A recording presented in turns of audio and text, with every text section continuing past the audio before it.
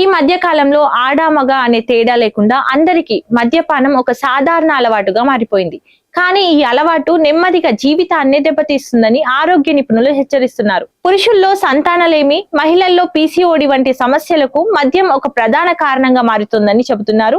అయితే ఇది కేవలం మద్యపానంతోనే జరుగుతుందని అనుకోవడం సరైంది కాదని, మారిన జీవన శైలే అసలు సమస్య అంటున్నారు వైద్యులు.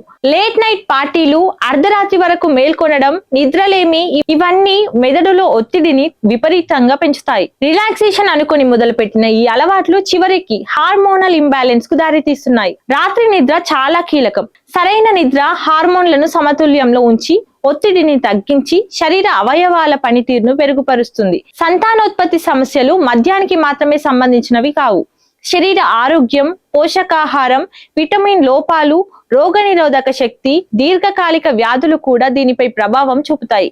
మద్యానికి బానిసైన వారికి రీహాబిలిటేషన్ సెంటర్లు ఎంతో ఉపయోగపడతాయి. విత్డ్రా లక్షణాలతో బాధపడే వారికి కుటుంబ మద్దతు అత్యంత అవసరం.